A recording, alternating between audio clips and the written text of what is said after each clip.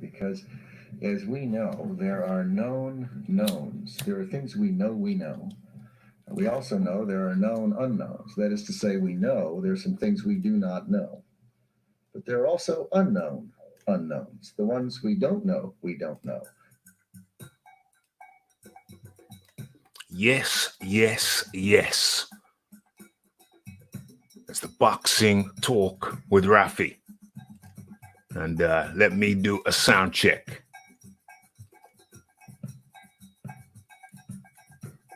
Let me do a sound check. Make sure I'm coming through loud and clear. Do a sound check. Excellente. Excellente. Let me drop the link in the chat. Should have emailed this, but I forgot. Boom, boom, boom. Okay. So we got the link in. We got people populating. Chase Athletics up in the building. Troy Graham up in the building. Fuzzy is here. Damn, no messing around. No messing around. Troy is straight up in the place. Troy is straight up in the place. Hang tight, Troy. Where are we? Got a few things we're going to be talking about today. Very interesting developments. Well, let me have a look at what's going on around here. Let me have a look at what's going on around here. How are we going to start this thing?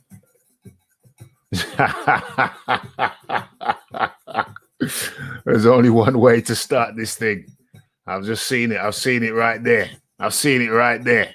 Okay, so we're going to do a small warm-in video. This wasn't the way I was going to start it. I was going to start it with another topic, but we're going to get into that topic after this topic, because it's certainly worth talking about. OMG. Let me take the banner down. Let me take this down too. There we go. And let me share my screen with you.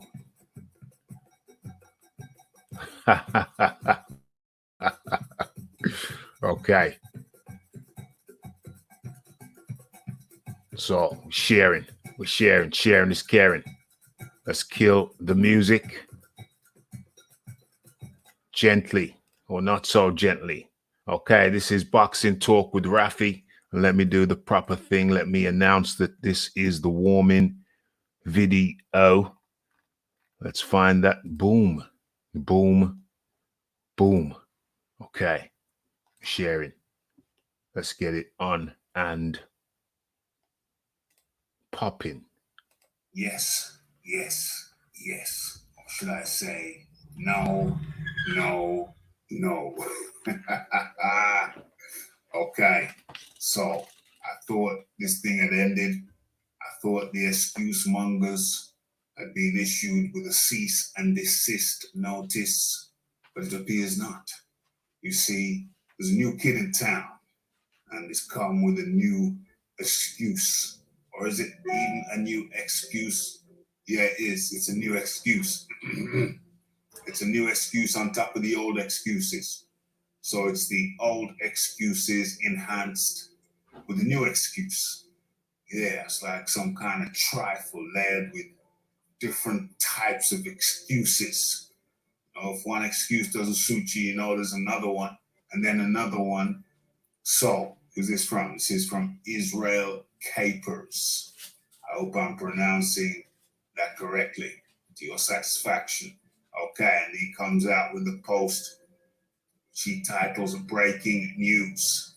Maybe I should put that in my title. Team Fury paid one of Deontay Wilder's teammates to spike his water for the second fight.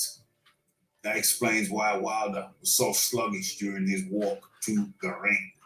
Wilder initially thought it was his suit because he couldn't understand why he felt the way he did. The doctor also confirmed from the damage Wilder received in the fight, cuts inside the ear, and a busted lip in the first round, suggests that Fury's gloves were indeed loaded.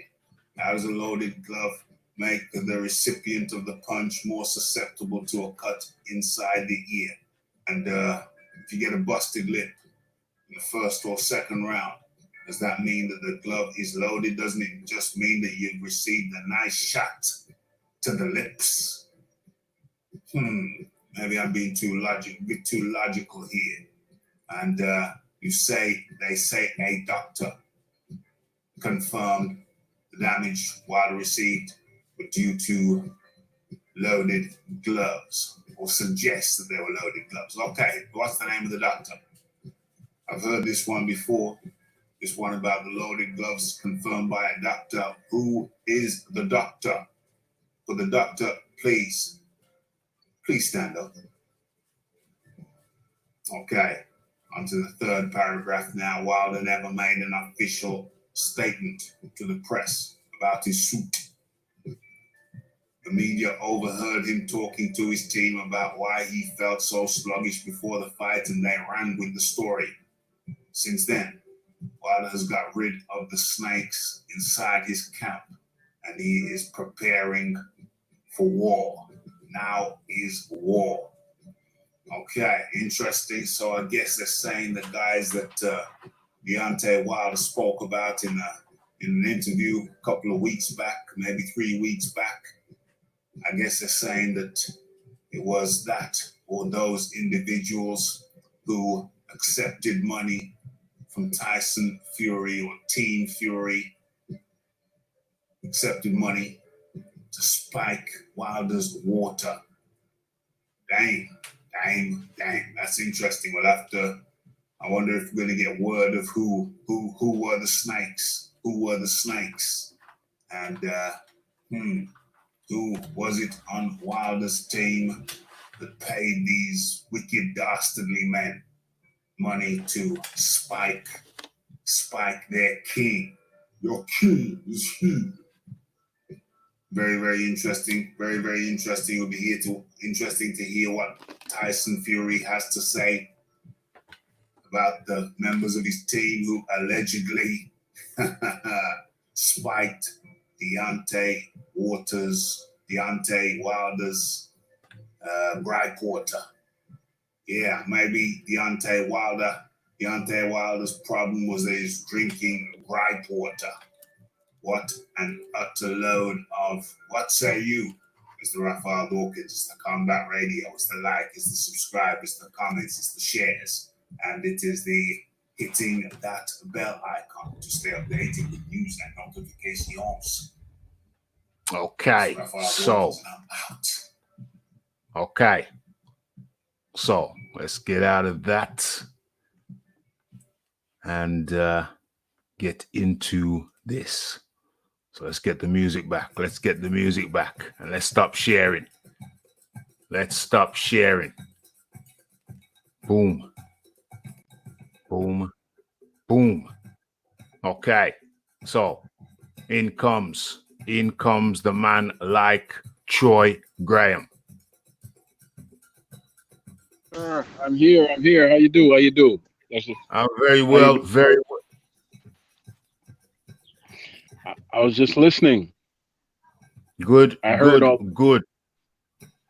Yeah, Okay. I heard all that. So before we get into that, I'm just gonna go. Oh, where's the background? Where is the background? There it is. Okay, sweet. So before we get into that, we're gonna get into the roll call. Okay, so it is Chase Athletics up in the building. It's the Fuzzy. It's the Ray Race. How do you do? And it's the return.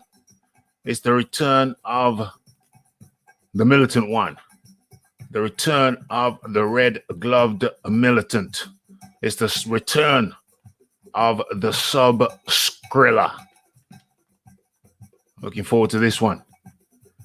Don't forget, to like, subscribe, share, and comment. And follow me on Twitter.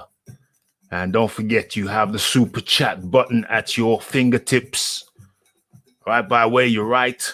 And over in the description box, you will have the PayPal link. And of course, the like button. Those are all of the good buttons. Doctor confirms or suggests that the gloves were loaded. Yes, indeed. Yes, indeed. Where are we? Wilder can't get over his beating. But all this says, Wilder can't handle a loss because they thought it was an easy win. But got disproved. He took a battering, nothing more, nothing less. The only thing he's distancing himself from is the truth. Is there a doctor in the house? Well, that's one thing. That's one thing. Hold on. Am I ready for my camera? I'm ready for the camera. Damn. I'm ready for my camera shots. Okay, I guess so. I guess so. Is there a doctor in the house? Well, I've put out inquiries. I want to know the name of the doctor. Claimed by people who are not so well endowed in the brain compartment. Not so good in the brain compartment. Okay. Let me have a look through this thing. This thing's moving fast. Moving fast. Was a doctor from the Cannonball Run. Damn. Troy Graham. How do you do? Oh, good, sir. Good. Wonderful day here, man. Nice and sunny and relaxing. Right. So I was listening to something you just said. Somebody wrote, I believe you're reading it. It said Wilder's just running from the truth. I believe that was the comment, or Wilder can't accept the truth. Okay. Something like that. Because I'm not saying that he's saying these things, but he has the power to cut these people off and tell them, I appreciate your efforts, but you're not helping me with all these things and with all these excuses you're putting out there, and I'm just not standing by them. Simple statement, right? Mm-hmm. First it was the floppy glove. Yeah, now it's metal in the glove. Now there's a doctor who said that his water was spiked, but no one knows what it was spiked with and who spiked it. That means that someone walked into his camp all leisurely, or was spiked his water, or as the article said, your people are so ratchet that they can simply get paid to poison you, right? And then how do you put metal into a floppy glove, but your trainer who watched them glove up didn't even notice? I guess he's against you too, huh? And where was the metal in the floppy glove? Because it couldn't have been in the knuckle because the glove was floppy and he was hitting with the palm of the glove. So where exactly was the metal? No, these fools, they don't think, they just put stuff out, right? Damn, where was the metal in the glove? Where was the metal in the glove? Also, you asked for the doctor's name. I already know who the doctor was. Yeah, Doctor. Fight Doctor. Who's that? It was Fight Doctor. Fight Doctor, man. OMG. OMG. Fight Doctor's got to come in and defend his name. He's got to come in and defend his name. Boxing Talk with Raphie 126. Yeah, where was the metal?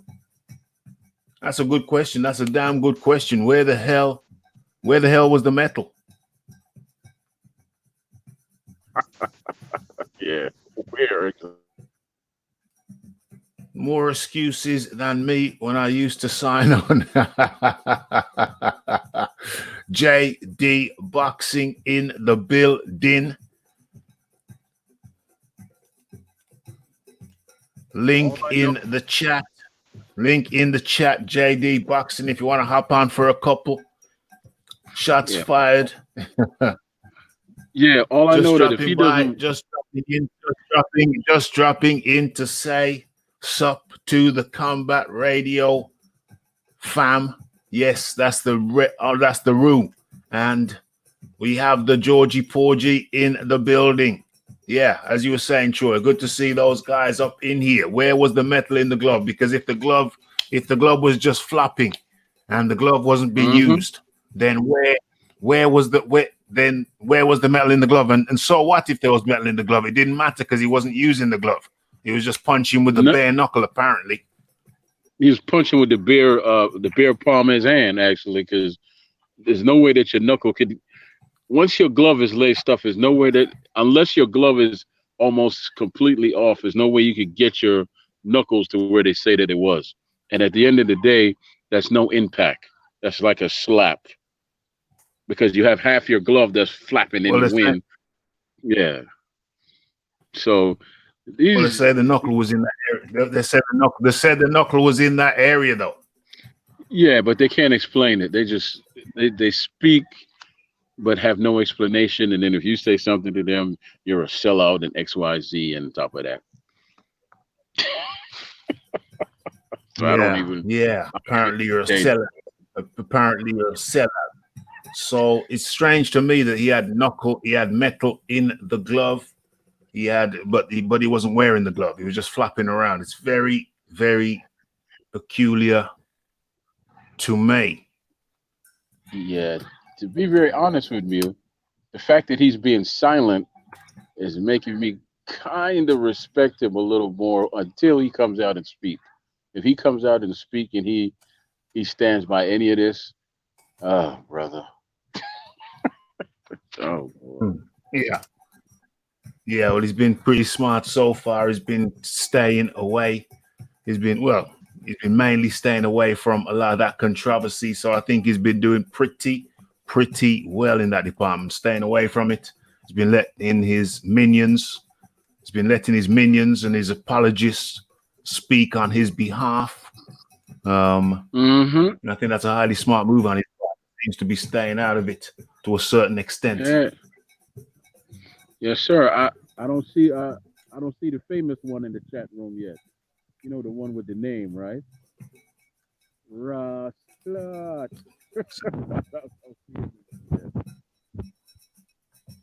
Yeah, you sound hella muffled. You okay? Hold on. How about now? Hello? Yeah, you sound better now. You sound better now. That's because I had you on the Bluetooth. I had to take that off. Yeah. But yeah. Man, it's gonna be an interesting show. Yeah, hell yeah. Just multitasking here. We're talking about what is that there? Let me take that off and let me put this in. That's the what? No, boom. Okay, that's the topic matter. That's the topic matter that we're discussing. Let me just get into the chat, see what's going on.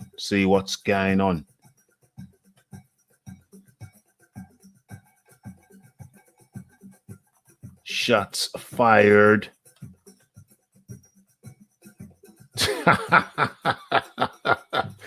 The water that Ness got squirted with was spiked. He subsequently kissed up to Wilder. And brilliant. So much more. Maybe some other time. No problem, JD. The laces, I see you backstage. Just hang on tight. I'm coming to you, my friend. The boxing Jedi up in the building. Where we at? First it was the sloppy gloves, the floppy gloves. Now it's the metal. It's madness, I tell you. It's utter, complete and utter madness. It's ridiculous how many times these guys have to bat these excuses. It's getting thoroughly embarrassing. And in comes the man like the boxing Jedi. Yo, Raph, what's going on? Combat Radio. What's up, Paddle? What's up, Jedi? How are you doing, what's up, hombre? How are you doing? I'm good, my friend. I'm good, man. I've just finished basically cutting the grass and exposing the snakes and just basically, just laying down the facts, man. I'm not sure if you remember 4 months ago, I released a video of laughter as to somebody saying that Deontay Wilder was poisoned. I'm not sure if you guys remember that video I dropped 4 months ago in February. I can't So remember this, that one. well, that goes to show you proof that seed, that poisonous seed, has been planted 4 months ago, Damn. along with the other excuses. Now, since it seems a little bit credible, I mean, you got to ask yourself this question, Raph. If you Yeah. talk to Deontay Wilder, and would you put anything out there without any proof or without his consent if that was true? Because these are repercussions that he might face. But Hell yeah, that's repercussions. That's serious repercussions out there. Chance he could Wilder, get sued. carry on. Yeah, there's a chance he could Carry on. get sued. Carry on. yes, sir. Yes, sir. Big chance he might get sued. I'm sorry, sir. What's your name? I'm Jay Cotto. Troy. Oh, how you doing, Troy? Nice to meet you, my brother. All right, brothers. Good to meet you, man. Yeah, Wilder was spiked. So you take on this, Jay Cotto. You take on this, the spike in the allegation, the story. Wilder was spiked. What's going on? I see it like this, bro. If we put all of our cards in a bucket, right, and then we all line them up, right, Yeah. we're gonna get the result. The result is this: the same thing they tried with the glove gate to get a petition for Wilder to get his title back without fighting. This is exactly what they're trying to do. They're trying to actually reach the athletic commission in order for them to strip a Fury to give Wilder the title without fighting. And it's a lost case because obviously, if there are drug tests by VADA, I mean, any spike would have showed. The only spike that Wilder caught was the spike punches that Fury gave him. You know what I mean? Yeah, absolutely. Troy Graham. I agree with the Jedi, man. So it's just whoever's putting this out, whoever they are, which we actually know who they are, they're not thinkers. They're just people just looking to fan a flame of foolishness, pretty much. Yes, because very much. Nobody with any sense, common sense or otherwise, is going to keep taking these excuses. The costume, the water, the medal, the glove, the floppy glove. Come on. A loss is just a loss. The only way to get over a loss is to come back and win. Well, first you have to accept it. That's the main thing. You accept it, you move past it, then you win. Even if he comes back right now, if he has the same mindset, he's not winning. I don't care. I don't care who's in his corner. He's not winning. Right. I agree with you, my brother. I agree with you. Why is he not winning if he's got the right mindset? No, if he has the same mindset. The same. Yeah. Oh. Okay. So what has he got to do? What has Wilder got to do to win? Troy Graham. Well, he has to look in the mirror and deal with himself first and say, I lost, but I'm still here. Then he has to go watch the tape honestly and say, okay, this is where my shortcomings are, and this is how he beat me. Now I have to put someone in my corner that can help me defeat him, and I have to listen, and I have to not be the one who's in charge, because he doesn't feel he has to run. That's a fact. He said that. He doesn't feel he needs any skill because he has power. That's a fact. He said that. And the math on that is that you don't respect the sport. And what happens with fighters who don't respect the sport, you get disrespected in the ring. Hence his last fight. Okay? So he just has to face the facts that he's not as good as people say he is, or he believes he is.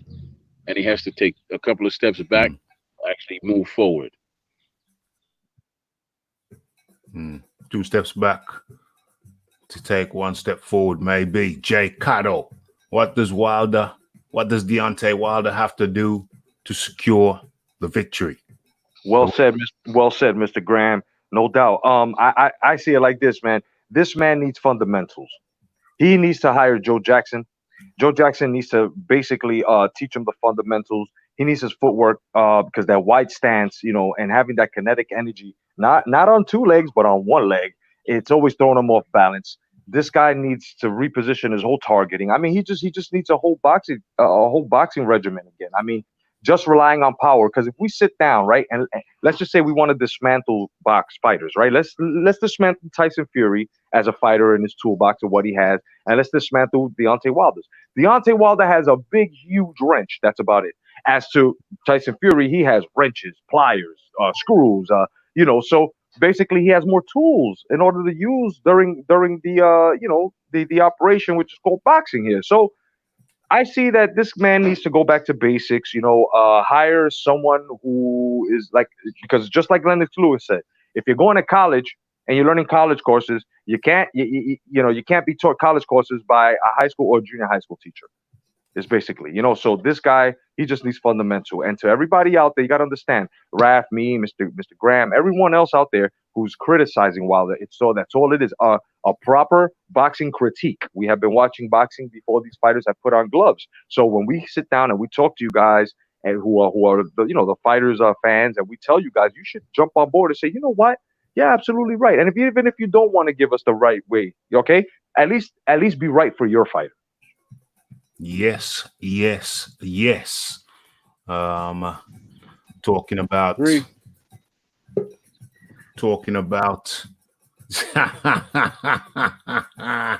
I think I know who this is backstage.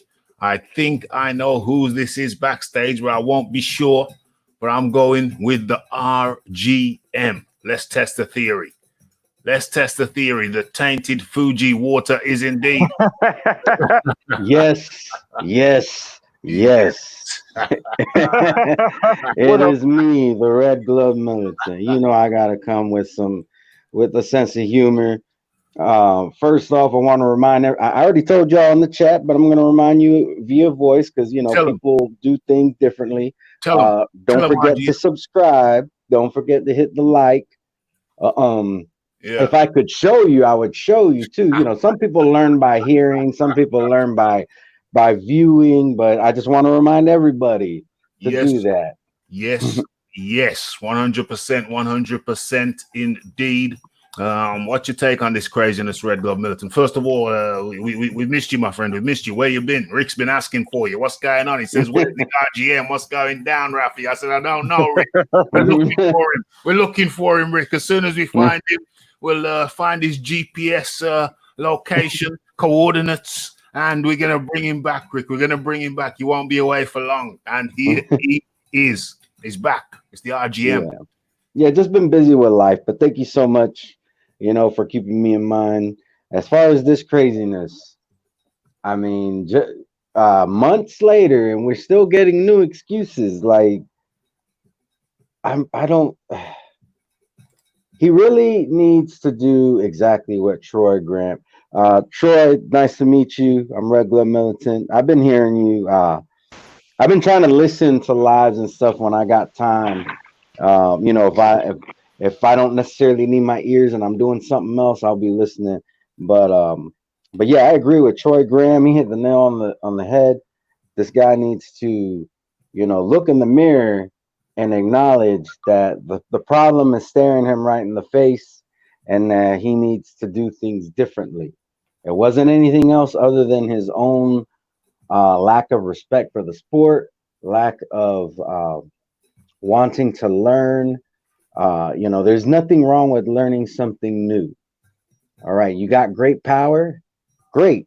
How much greater can you be if you pair that great power with some great boxing acumen? How much greater can you be if you pair that great power with great ring IQ? This guy has the potential to be unstoppable, but he's going to be held back by the excuses are just a crutch. And if you rely on your crutches too much, you could be, it can affect you in a negative manner. So that's where I'm at with this. He just needs to stop, needs to be honest with himself, because he's not fooling the boxing Jedi. He's not fooling Raph, and he's not fooling Troy, and he ain't fooling me. So who are these excuses for? They're for himself and the fanboy, because there's a difference between fans and fanboys. I don't have a problem with the Deontay Wilder fans. It's the fanboys who don't want to give Fury credit, who don't want to acknowledge that the guy they want to call their king has a lot of flaws that he needs to work on. And if he were to work on those flaws, he would be. What's wrong with being better, a better version of yourself? Yeah, 100%, 100%. What we got here? What we got here? Needs to get rid of JDs and get Teddy Atlas. They already sacked Breland and the Snakes. I don't know. Has he sacked Breland? I haven't heard that. I haven't heard that, but you know what? I hope he did. I mean, not Breland. He should get rid of JDs. Yeah. Breland needs to stay, and Breland could team up with, like I said, Joe Jackson. If he teams up with Joe Jackson or even a Virgil Hill, Virgil Hunter. Oh man, you know what I mean? He'd be good, bro. He'd be good to go. Yeah, I like Joe Jackson. I like Joe Jackson for him. I think Joe Jackson would be a good shout, a good call. He's got more of an old school style, old school feeling for the game. That's my pick. I like Joe Jackson. Troy Graham.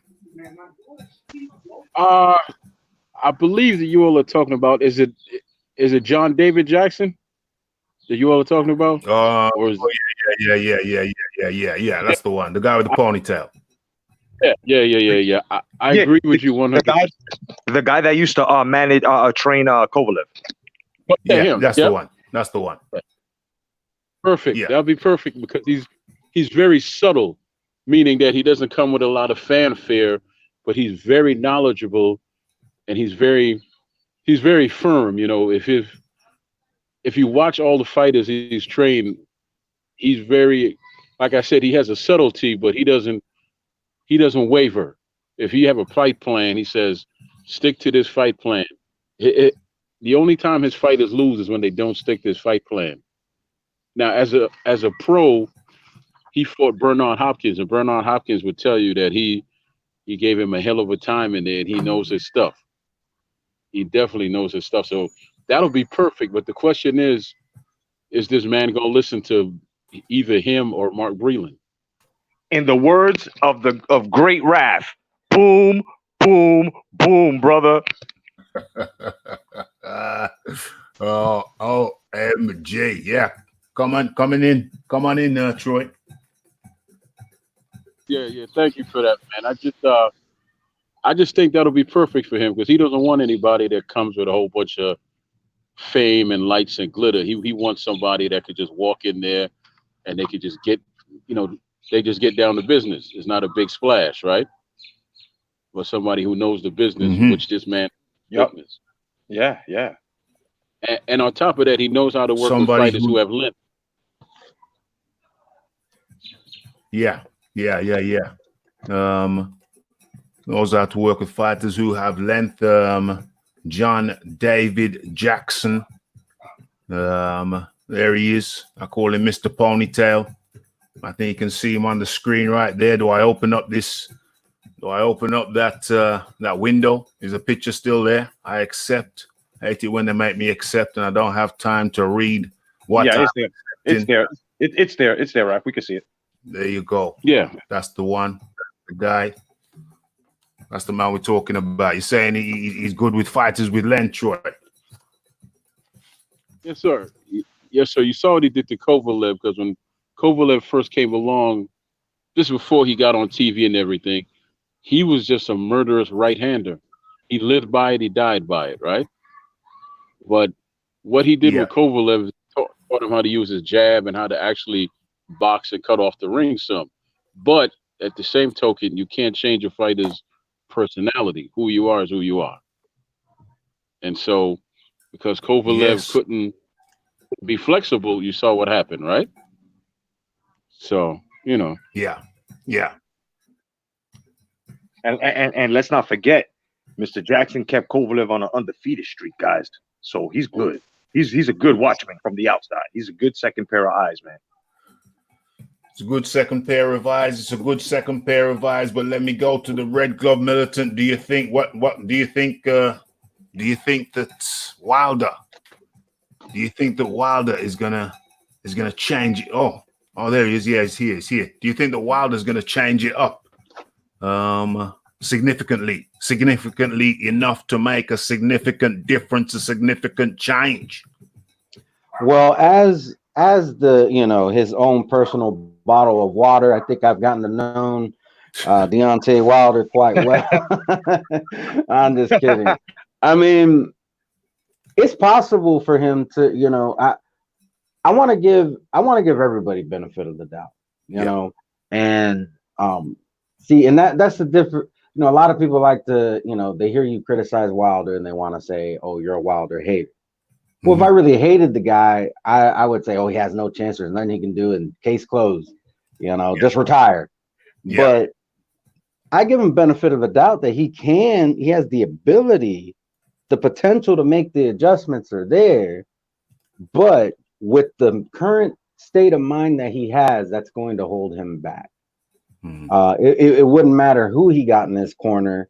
If he's not willing to listen, he might as well be training himself.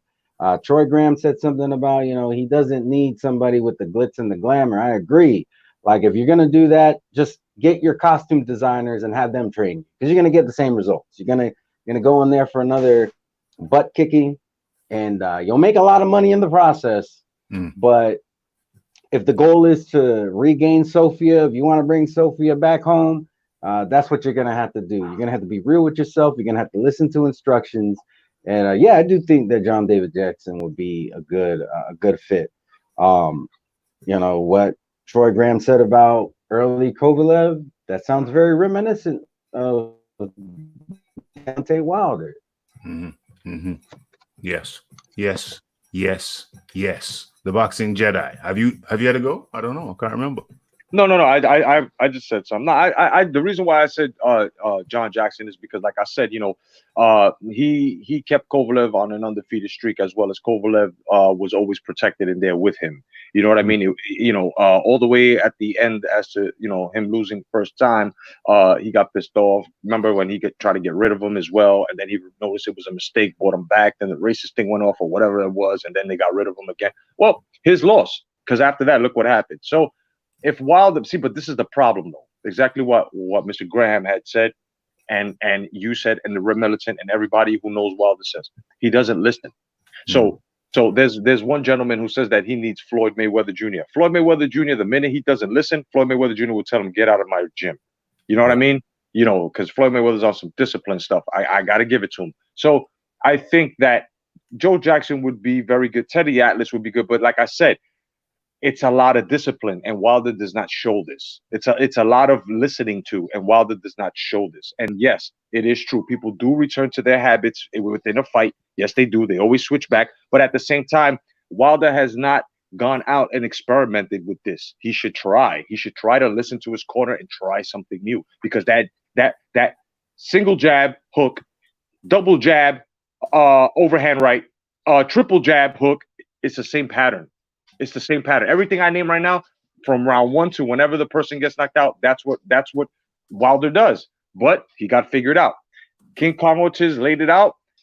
Deontay Wilder laid out Fury laid out the rest of it and finished up the blueprint. So, Yeah. Yes. And Troy Graham, you want to top that off with anything? No, I agree with everybody. I pretty much agree, brother. So yeah, I just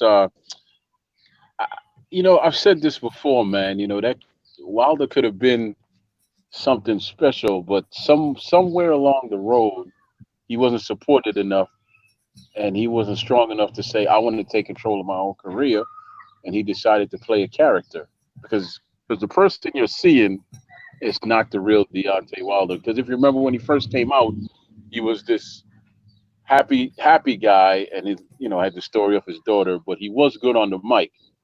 But he wasn't talking about, "I need to take a life," yada yada yada yada. He had a happy feel, but somebody told him you had to play the fool to make money. So yeah, and that was the downfall. Yeah, I just want to say, I remember I got on Boom Boom Mancini for not saying anything to Wilder about catching a body and making it a joke like that, because he took someone's life, even though it was accidentally. So I feel like the veterans that are in the sport, when they hear efferees like this, they need to get in. They need to get in and tell these guys, yo, listen, that's not appropriate, dog. That's not good for you, man. You know, stop it. You know, but you know, it is what it is. It is what it is. It is what it is. And so before we move on, well, should I give my take? Let me give my take, and then we have a look at a few comments in the comment section, and then we move on to the next. What does? Can't have that. We can't have spelling mistakes. We don't want anybody saying Raphie don't know how to spell. We don't like that. What does? Okay, I think that's good now. Save that. Boom. Okay, it's back in. Okay, my take on this all. My take on this all is that Deontay Wilder has been severely protected, and him taking on Tyson Fury has been it was nothing more than a cherry pick. And in case, for those who don't know, I was the one who termed the phrase cherry pick gone wrong over there on TBV, and so I'll stick with that term. Tyson Fury was a cherry pick gone wrong. Deontay Wilder didn't want it with Tyson. Deontay Wilder didn't want it with Dillian White. He didn't want it with Anthony Joshua. His handlers didn't want it because they knew that he would have been exposed. That is my personal but firm belief. I believe they leapfrogged Dillian White to go with Tyson Fury because, well, he said it himself. Tyson Fury is Mr. Pillow Hands. Those were the words of Deontay Wilder, but yet, ironically, those Tyson Fury pillow hands battered him into submission of his team when they threw in the towel in the latter part of the 7th round. They knew Mr. Pillow Fists had left him battered and bruised. Battered and bruised was Deontay Wilder, to the point whereby now our friend Mr. Blue Blood Sports, our misguided friend Mr. Blue Blood Sports, has come out and said that Tyson Fury had metal in his glove. And as proof of that, Mr. Blue Blood Sports offers up the notion, the belief that Deontay Wilder has now got a permanent dent in the bone, his cheekbone. He has a permanently dented cheekbone as a result of the metal that Tyson Fury hid in his gloves. Now, that, my friends, is the level that they've gone to, the level that they've stooped to, trying to wrap their brains around the fact that their man Deontay Wilder, their king, your king is here, was battered, bruised, and left bereft. I don't really know what I can say. I don't know what I can say. He's come too far in the game now. He's 35 years old. They say you can't teach an old dog new tricks. Well, as I've said before, I watched the episode of Mythbusters where they disprove that theory. You can teach dogs. You can teach an old dog new tricks. However, it is entirely dependent upon the willingness of that old dog to embrace knowledge, to embrace new lessons learnt. Is Deontay Wilder that way? Is he that guy? Or is he too set in his ways? That, ladies and gentlemen, is something that we will have to wait and see. I fall on the side that Deontay Wilder's too set in his ways. First time he stepped up to top level was when he faced Tyson Fury, in my opinion. Luis Ortiz is an old man. I believe he's 50. I didn't just do a video saying he's 50. I believe he's 50. And so it is my contention that the first time Tyson Fury stepped up to top level, it was the time when he stepped up to face Tyson Fury. Not the first fight. No, not the first fight. That wasn't a top level Tyson Fury. That was a Tyson Fury who'd only had 2 warm-up fights against low caliber, lowly ranked and unranked opponents in the form of Cephas Fury. What's the other guy's name? Safiri and Pianetta. Francisco Pianetta, yeah. Francesco Pianetta. And that was the Tyson Fury that he fought. That was the Tyson Fury that he fought. That was not top level Tyson Fury. So to be clear, what I'm saying to you is that the first time Deontay Wilder stepped up to top level was the second time, not the first time, the second time he fought Tyson Fury. The floor is open. Yeah, I agree that it was diluted Fury in the first fight. It was full Fury in the second. Yes. Yes. Yes. Yep, and a lot of I'm glad you brought up the point where people were saying he's pillow fisted. A man who's 270 pounds definitely has pounds of pressure behind that punch. And guys that are going out there who are on the wild side, saying, "Oh yeah, get it, wild side." Oh shit, saying, "Oh yeah, he got no power. He's pillow fisted." Okay, so explain the cheek, the dented cheek. Explain why now. Deontay Wilder has to basically undergo surgery in order for him not to get bone calcium deposit spurs on his cheekbone now, because that's the first time Wilder was touched in such a way multiple times. Yeah. Multiple times. And basically he caught a fracture in his cheekbone. It happens, gentlemen. It's called combat sports, man. 100%. It's called combat sports. Next person come in. I just found it hilarious, man. I shouldn't laugh at someone else's pain, but when you said he got his cheek cracked by pillow, you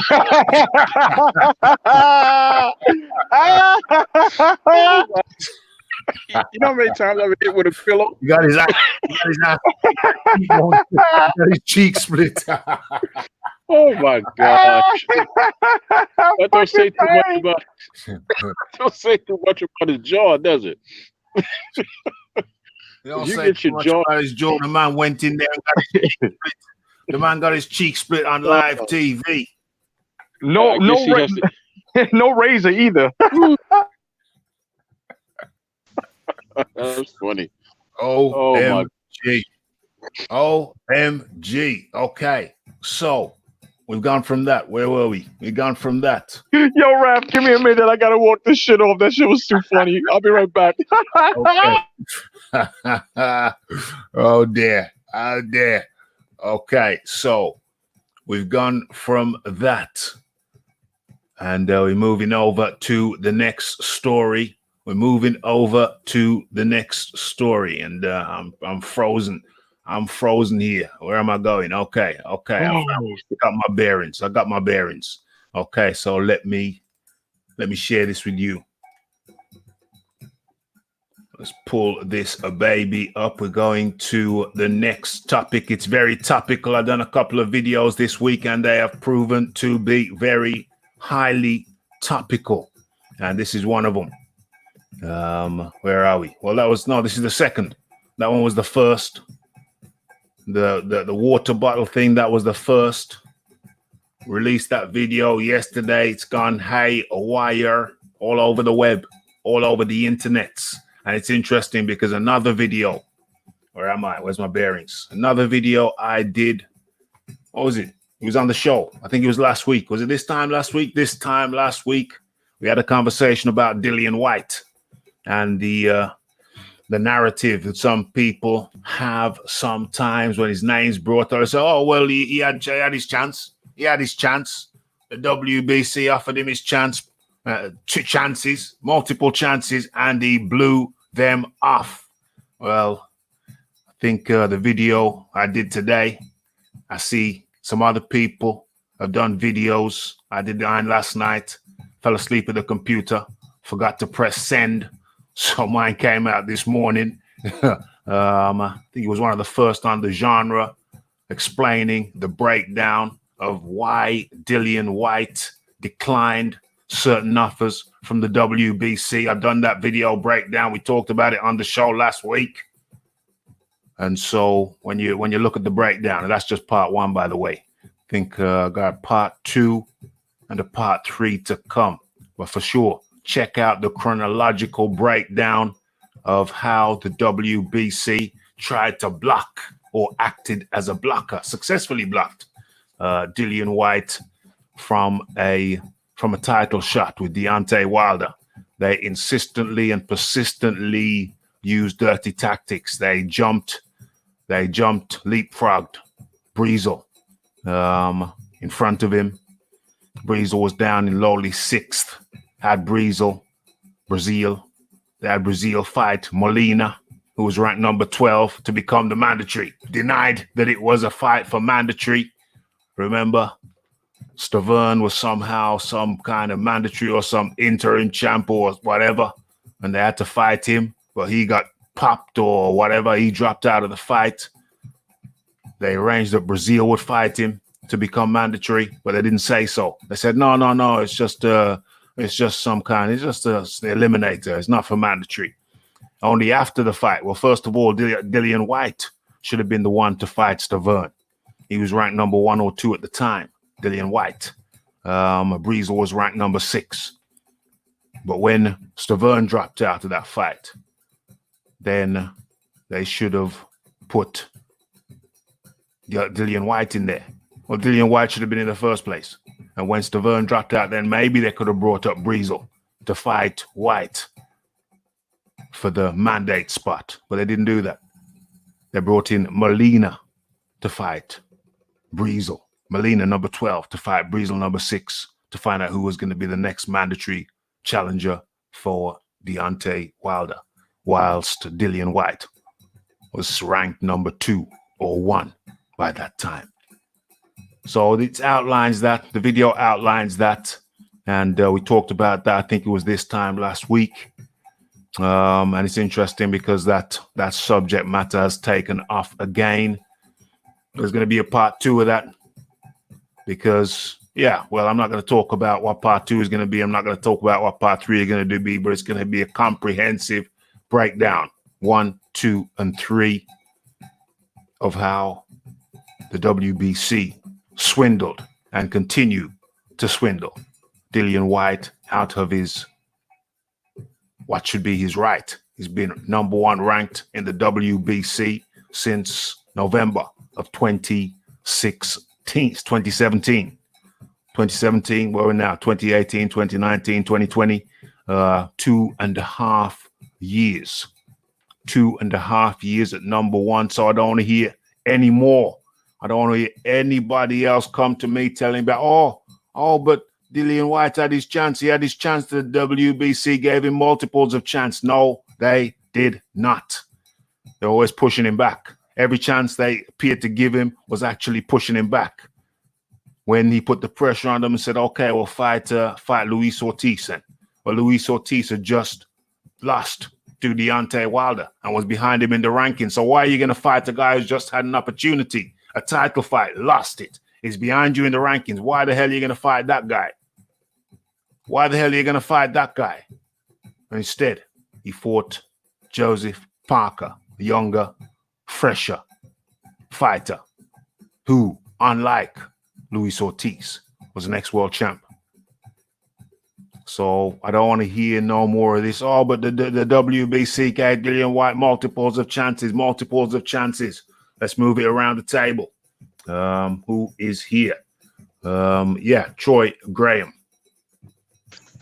Well, I believe you know my feelings on this. I can't. It's just shady business, man. I mean, a lot of people that are on the other side that said, well, he ducked Ortiz. How do you duck someone that you offered first $250,000 to and then $2 million, and he turned them both down?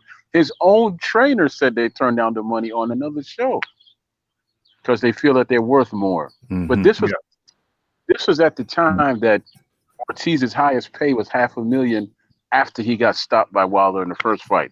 So why would you believe that you're worth more than 2 million from a champion, right? I mean, from a challenger. Mhm. Why would you feel that a White, who's just a contender, needs to pay you more than a champion did? That doesn't make any sense to me, right?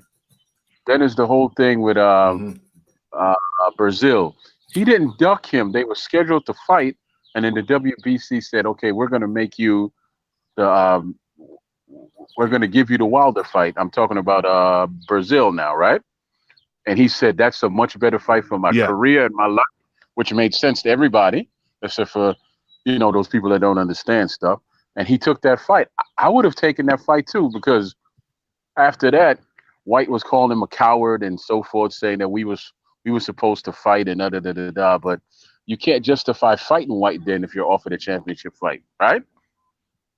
So then there was that, and Yeah. people always leave out that Wilder had an entire year to fight White, because you remember when Tyson Fury was off doing his WWE and giving speeches on mental health and everything, and he basically told Wilder, and he signed with ESPN. He signed with ESPN, turns around and tell Wilder, "Screw you, I'm going to do what I want to do, and I'll fight you when I'm good and ready." Right?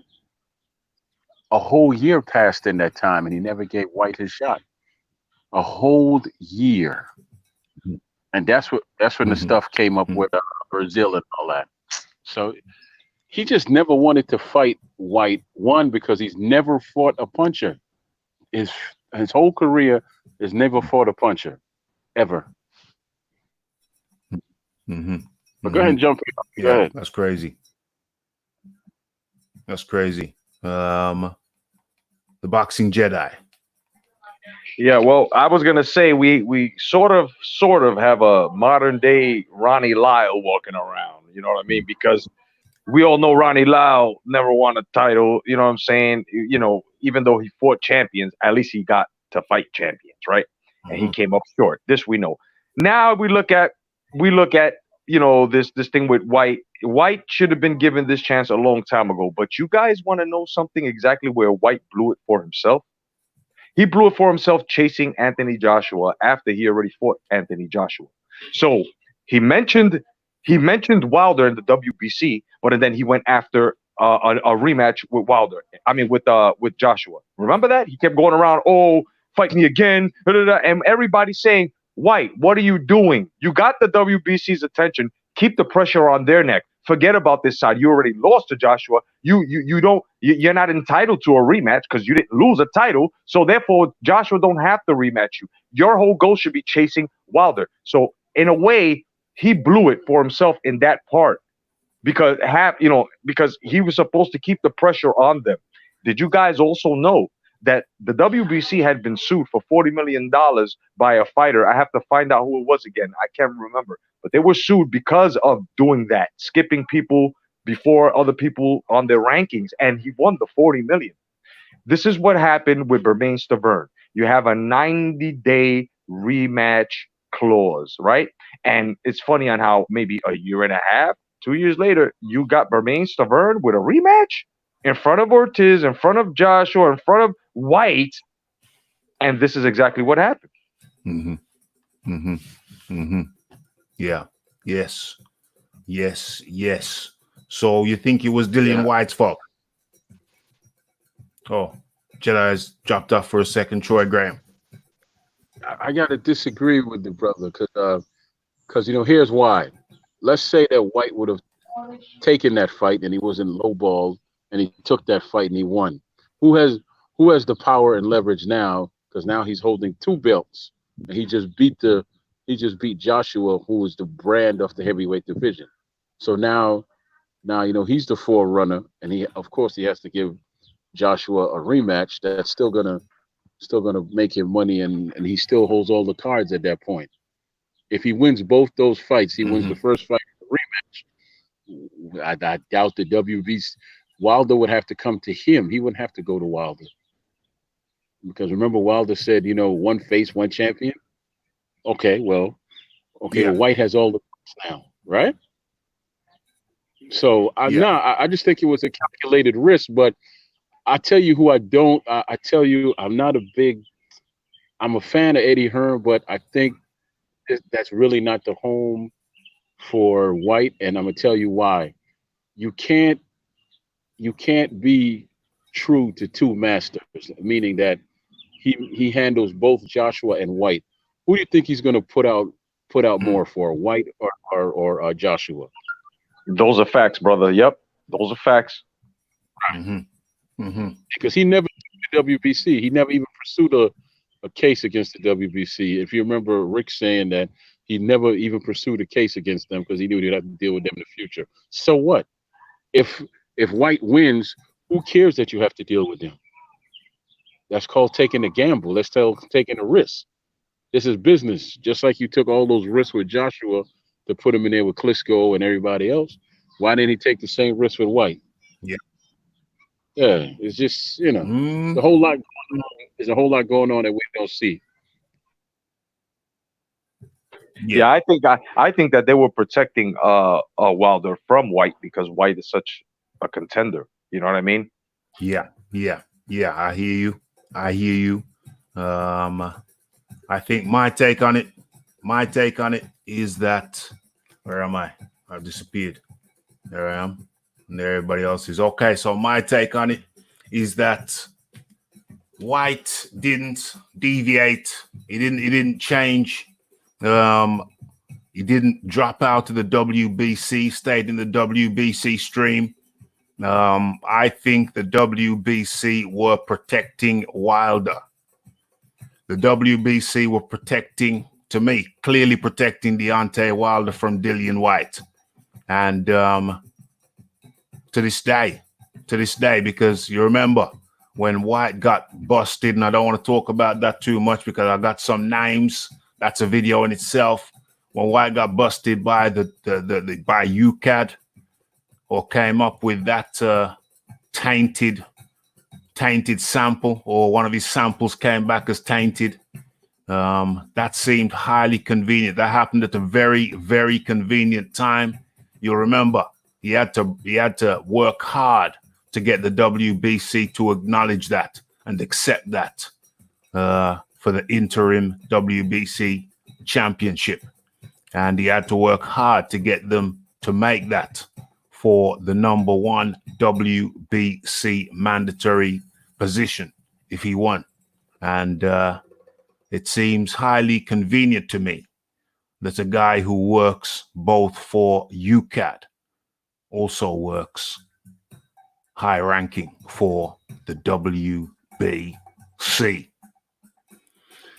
So I think it's a guy by the name of Charlie Whiting, high ranking at the UCAD and high ranking at the WBC also.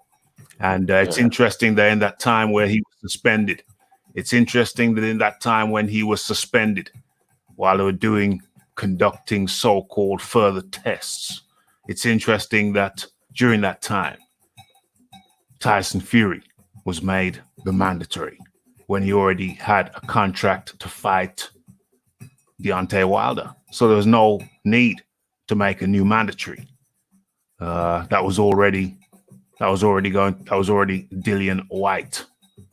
So it seems very interesting. And as soon as that blows over, as soon as they've got a new mandatory, the UCAD come back and say, "Oh, sorry, our mistake. The sample was tainted in our laboratories. And now Dillian White is okay again." I find that highly, highly suspicious. Troy Graham. I 100% agree with you. I did not know that the guy from UCAD worked at WBC. When I first heard that he failed the test, I said, this isn't right. There's something going on here, and now that makes sense to me. He never failed anything. Because why would he work so hard to get where he is now and then say, okay, now I'm going to mess it up? And if he passed VADA is a test you don't know that's coming. It's a random test. He passed it twice. He passed it before the fight and after the fight, I believe, right? How do you pass a random test, but you fail a test that you know the time and date for? You'd have to be a complete idiot with a cracked jaw. But but he right?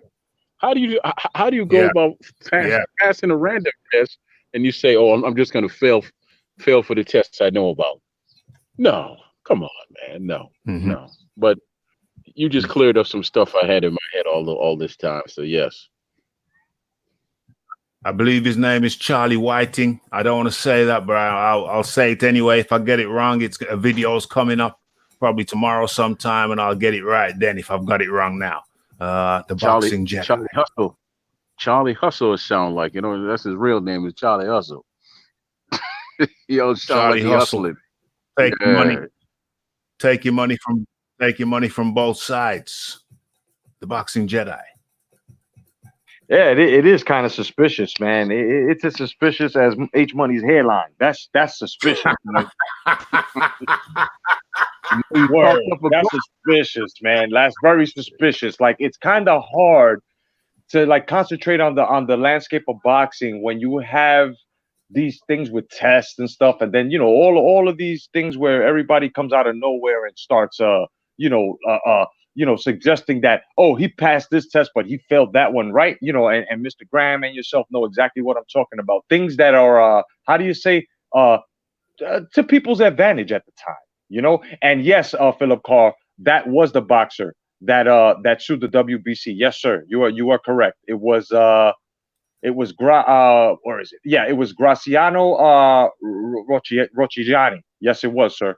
Yes, it was. And yeah, absolutely correct. But I think it was very fishy. I think it was very fishy that all of a sudden they made him mandatory, then they didn't, then they did again, right? And then it's just crazy. And you can tell by these steps that they've taken, you can tell that this is exactly how we feel, the way you do, Raph, that you're right. They did protect them completely. They kept switching people around in ranks just to make it credible. Yeah, absolutely. Kept on switching around the ranks, messing about, doing the most. Yeah, thank you, RGM. I was just about to take care of that. Okay. Kept on switching around, twisting and turning, looking for every excuse in the business. I think it was, if you haven't seen my video, go check it out. It's called Blocked by the WBC. Let me have a look in the comment section now, see what's going down. Let me have a look. Small like a kipper. Okay. Exact a mundo. 100%. There it is. Okay. So we've chopped that up, but let's have a look at that article anyway before we move on to the next topic. Where is the article? Let me share it with you. So in conclusion, I think Dillian Whyte has been stiffed, but let's have a look at the article before we move on to the next thing. Hopefully I'm sharing. Let me confirm. Yes. Okay. So Paulie Magliani says it's utterly ridiculous. A guy as good as Whyte hasn't had a heavyweight title shot. Okay, so Dillian Whyte isn't the only one who can't believe he still hasn't fought for a heavyweight title. Paulie Magliani considers it ludicrous that Whyte, based on the British heavyweight's impressive resume, has never received a title shot. London's Whyte is scheduled to fight Russia's Alexander Povetkin for Whyte's WBC interim championship July the 4th in Manchester. Yeah, scrub that. That's been X'd out. Okay, England. But he has been the WBC's number one contender for more than 2 years, coming up to 2.5 years. Probably 2.5 years right now. And still hasn't had a crack at the WBC's legitimate title. How Dillian Whyte has not gotten a heavyweight title shot in his career baffles me, says Magliani, an analyst for Showtime and Sky. It really baffles me. This is not the 50s or the 40s or the 30s where you had certain fighters based on certain characteristics like race did not get title shots. I obviously don't think White's not getting a title shot because of his race, but I think it's utterly ridiculous that a guy that good cannot get a heavyweight title shot. It blows me away. There's definitely no reason at all he shouldn't have gotten a heavyweight title shot. It's absolutely ludicrous. Absolutely ludicrous. Where are we? Okay. So, as we continue, the 32-year-old White has won 11 straight fights since Anthony Joshua stopped him in the 7th round of their non-title fight in December 2015 at the O2 Arena, London. The native Jamaican has beaten several highly regarded or undefeated heavyweights during that streak, most notably former WBO champion Joseph Parker, Oscar Rivas, Derek Chisora twice, Robert Elenius, and Lucas Brown. White won. Okay, let's go to the pertinent points. Okay, we got inverted commas here. There's lots that turns me off about boxing, and seeing things like that is definitely one of them, Magliani said. How has this guy never gotten a title shot? How are you that good? And you can't say you've ever heard the ring announcer says tonight, 12 rounds for the heavyweight championship of the world. I remember for me, those moments when I'd be in the ring for a fight and I was part of a world championship fight and Jimmy Lennon or Michael Buffer would say, this fight, 12 rounds for whatever organization, light welterweight championship of the world or the welterweight championship. That's an earmark moment for you in your career to even hear that before the fight starts. How White has never been able to hear that with a fight that he's been involved in blows me away. He's a very good fighter and he's obviously earned it. White and the 40-year-old Povetkin, a former WBA champ who is rated number 9 by the WBC, was supposed to meet on May the 2nd at Manchester Arena. That 12-round fight was pushed back to July because we know what is the coronavirus. So it's White and the 40-year-old former WBA champ who is rated 9 by the WBC. So White still getting in there with top-ranked WBC guys, legitimately ranked top 10 guys, and still no love. What's at the end of the rainbow, Boxing Jedi? What's at the end of the rainbow? Where's the end of the rainbow for? Where's the end of the rainbow for Dillian White? How does he get there? The Boxing Jedi. Okay, maybe the Boxing Jedi stepped away for a second. Troy Graham, come in. What's at the end of the rainbow if he stays with Eddie Hearn? It's the same thing over and over again. I mean, honestly, I would, if I was him, I would take a page out of Bernard Hopkins' book. I would just venture out on my own. And as far as people like Eddie Hearn, I would sign a fight-by-fight contract with them. I wouldn't sign to them, right? I would just sign a fight-by-fight contract with these promoters, and I would just gamble on myself. That's what he's got. It's fight-by-fight. It's fight-by-fight. He's not got a contract. It's a fight-by-fight contract he's got with Eddie Hearn. Okay, good. Because at this point he has no place to go. I mean, let's just say he beats Povetkin, which I doubt that he'll lose to him. But if he beats him, where does he go next? He's not getting. Fury already said he's not getting his shot with him. He clearly said that, right? Yeah. So the only other place to go would be to fight Wilder in a so-called right world. This is not a right world. It's not going to happen. So then they could come to him and say, okay, why don't you fight Povetkin? But wait, Bob has to agree with that. And if those two fights don't happen, what does he do? Just sit and wait? Or there's also Andy out there, right? Andy don't have no one to fight because he's training. He could always see if they could get Andy for him, and that'll be a good fight for him. Now, if he knocks Andy out, they have no excuse not to give him. Andy already turned it down. Andy Ruiz already turned it down. Yeah, but right now he's training and he doesn't have a fight. He also doesn't have $4 or $5 million for a fight. So maybe after he gets in shape and he feels like he has something to prove, he'll say, "Okay, I'll come back now and I'll beat your second best man, which is White. And if he takes the fight, then we'll know." But he's in this tight spot, man, because he has no place to go that's going to lead him to where he wants to be. And where he wants to be is in a championship fight. And he has no fight that's going to take him there, not a one.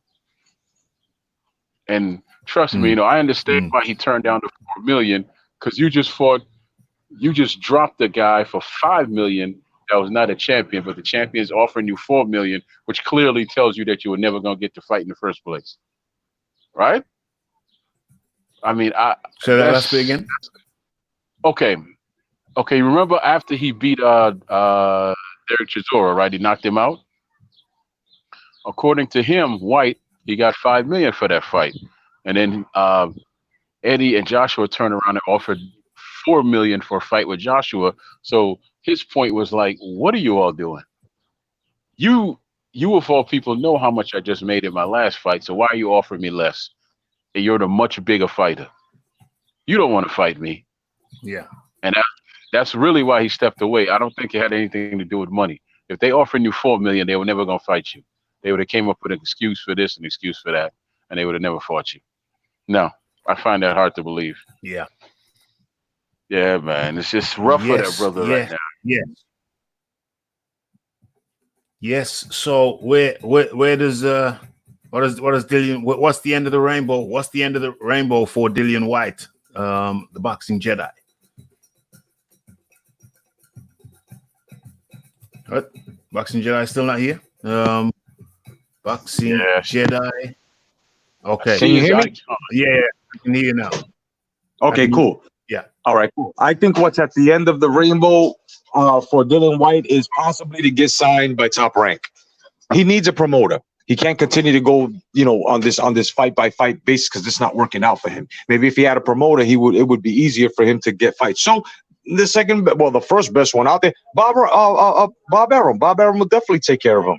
You know what I mean? So I think that if he was to sign with the promotions, he definitely would be out there busy. But since he's guess he's comfortable with his fight by fight deal, it's not really going to work out for him. But I do see him fighting possibly the only guy that'll probably give him a rematch out of Fury and Wilder, if anyone, it would possibly be Anthony Joshua. That's what I see.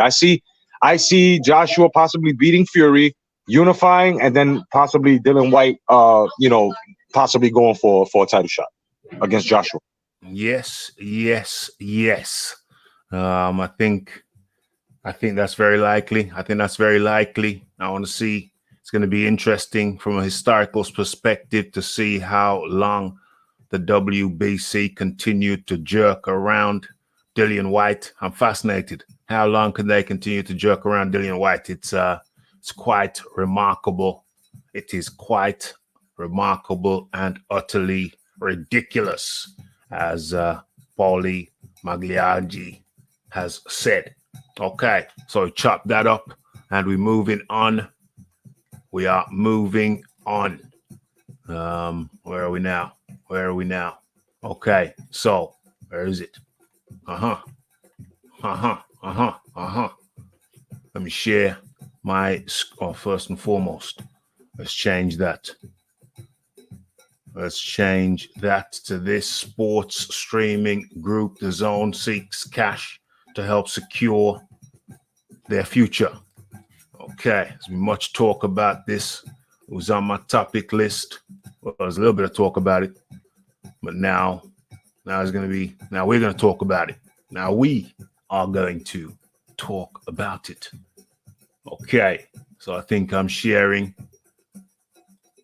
Okay, let's move this window over like so, and let us proceed. Okay, so sports streaming group Dazn seeks cash to help secure future. The group owned by Len Blavnik faces upheaval as pandemic shuts down sports. Okay, and there you see pictured is Len Blavnik. a Russian, actually from the Ukraine.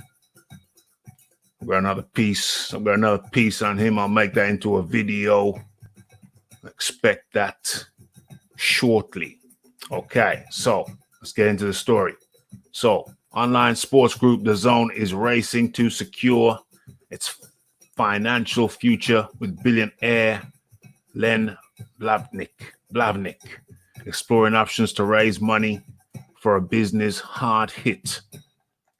particularly hard hit by the corona pandemic. Okay, so what am I doing? Well, I come over here for a reason. I came over here for a reason. Yeah, I remember now. Boom. My connection was bad. Sorry. Thank you for having me on Absolutement. Absolutement. Thank you to the Boxing Jedi and the Red Gloved Militant for jumping on. Link in the chat again as we continue on. Okay, so the London-based company has in recent years spent billions of dollars for the right to live sporting events, including European football matches and high-profile boxing contests. This was to help build a subscription streaming service dubbed the Netflix of sports. Okay. The global suspension of sports fixtures during the pandemic has seen some subscribers pause monthly payments. Dazn has also sought to defer payments it owes to sports leagues, citing the lack of live action. Mr. Blavnik is exploring ways to inject new money into the loss-making business, according to several people familiar with the talks with the sale of an equity stake in the business, the preferred option. However, an outright sale would also be considered, some people said. Sounds like a lot of speculation. Just 2 years ago, the company was valued at $3 billion when it sold a 10% stake to Japanese advertising giant Dentsu for $300 million.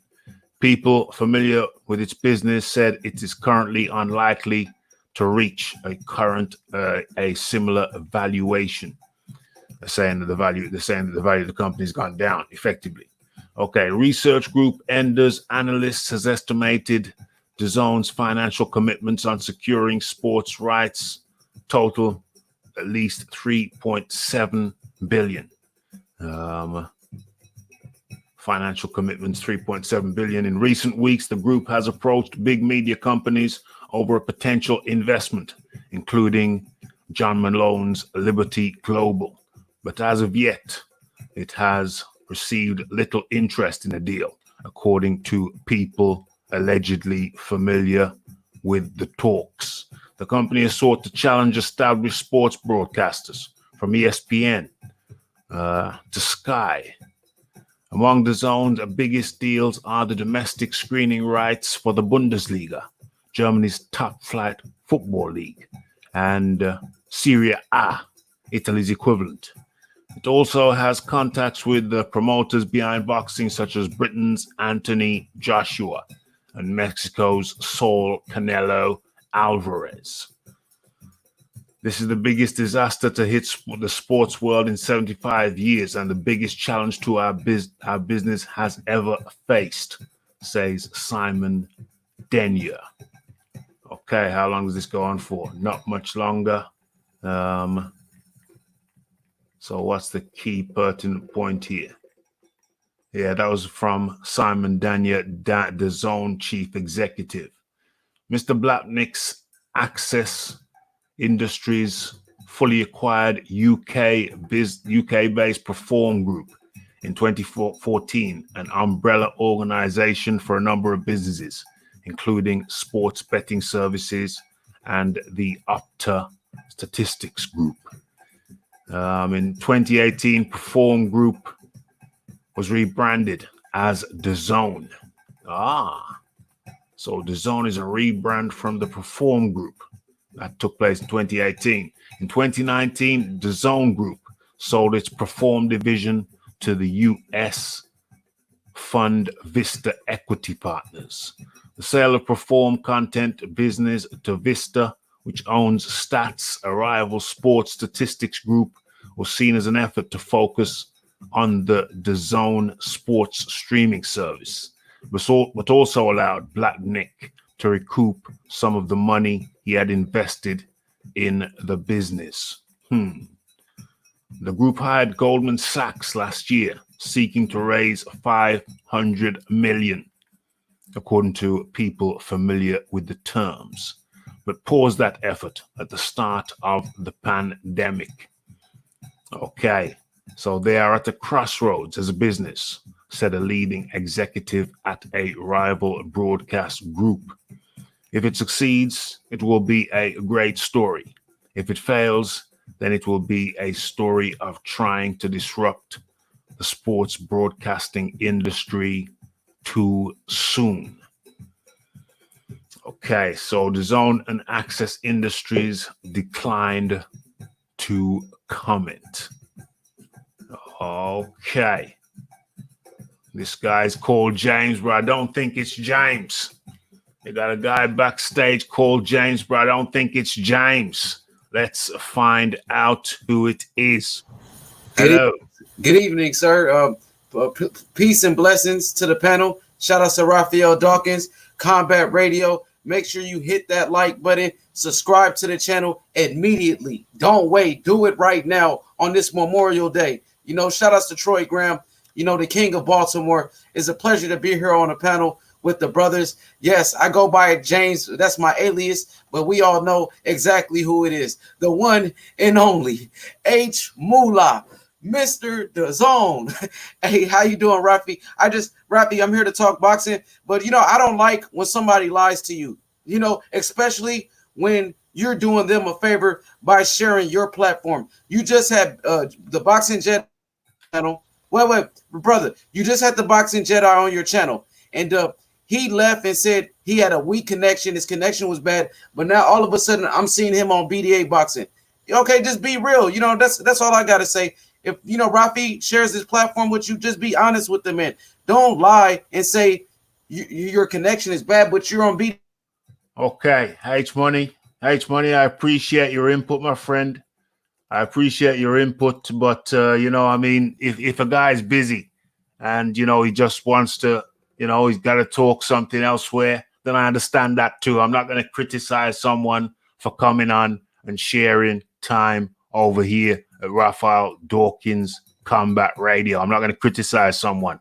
I'm not going to criticize someone for that. So, you know, people have multiple places to go. I appreciate your concern, but people have multiple places to go. They want to see their friends elsewhere. So that's perfectly understandable and understandable.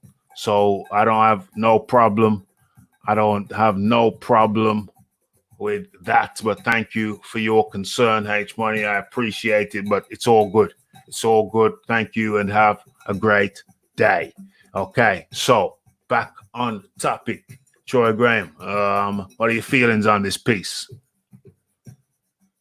My feelings on this is that no company could have forecast this virus coming and you know how it would have affected their business, right?